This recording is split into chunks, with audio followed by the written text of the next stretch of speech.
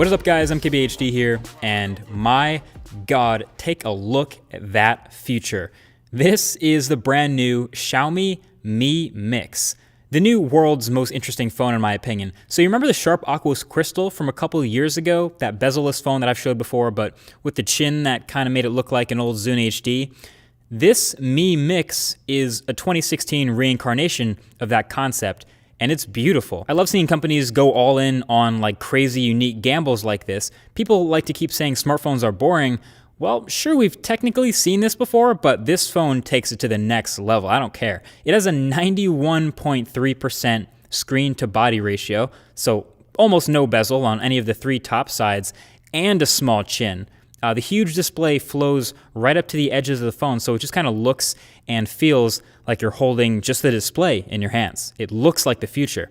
And this time, it's a 6.4-inch display, so you're fitting an absolutely huge screen into the footprint just a little bit larger than some phones today that have a 5.5-inch display. It's obviously still going to be a huge phone for pretty much everyone, obviously. I couldn't reach all the edges with one hand, and I usually can with any phone. But of course, Xiaomi thought of this, and they included in the software a unique little feature to bring the navigation buttons further up, reachable on the display. So you can reach them at any time. Fun fact, this is also actually a 17:9 display, which is why videos don't completely fill it like they did with the Crystal, but pretty much everything else does, especially if you capture your own media. And the corners are curved. I don't know how much resolution from the official number you're going to be losing from this, but that curve, that is pretty. All four corners of the display are curved. And like I said, the chin isn't even that big this time. This feels much more 2016. You still have all your display drivers and your hardware and the front-facing camera and everything down there, but it's now all in a chin that's still smaller than the one in the Pixel, which isn't even bezel-less, obviously. It really makes other phones' bezels and edges look big. So the advantage, again, to having this display go right up to the edges, one, the camera, the viewfinder, looks amazing. It kind of looks fake at first, actually, but yeah, taking photos and videos with this camera is sick, really immersive. Watching videos is also dope. When it's a native video, since it's a 17:9 display, you also leave the nav buttons up and don't lose any screen. But if it's YouTube or something, some third-party app, it hides the nav buttons, and then you get these little black bars. Still looks pretty great, though. And yeah, just generally everything involving content, you're going to have this much more immersive experience. The display looks great. You got to get like a sick high-res wallpaper, obviously, get all your apps and games. They're going to look great going all the way to the edge. Now, the disadvantage, number one, would be, because it's so close to the edge, accidental touches. But the edge rejection in the software already seems pretty good, so that's a good sign. So the biggest con now is probably durability, because you know, obviously, if you drop this thing without a case, it doesn't stand a chance with almost no protection.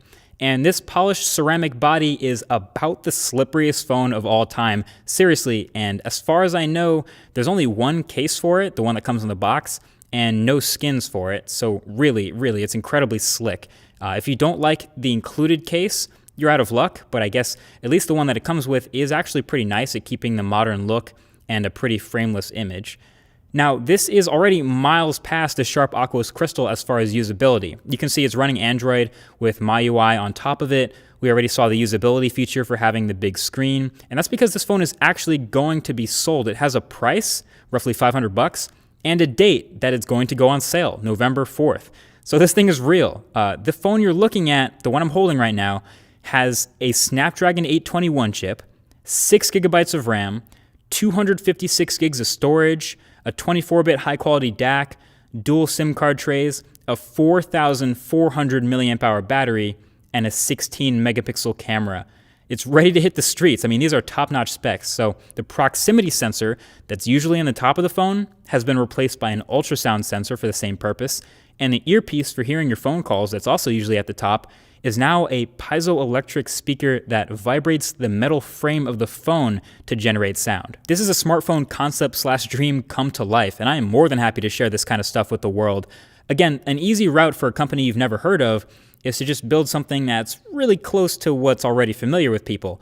That's a big reason why you'll see so many iPhone clones. But this crazy gamble of a phone that they actually made, that's actually meant to be sold, I love it. It's like if you said smartphone design was getting boring, this one's for you. Welcome to 2016. It's not even available in the US right off the bat, but I hope it does well enough over in China that they do bring it over here. I'm glad it exists.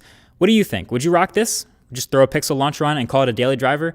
Let me know. Feel free to sound off in the comment section below. That's been it. Thank you for watching, and I'll talk to you guys in the next one. Peace.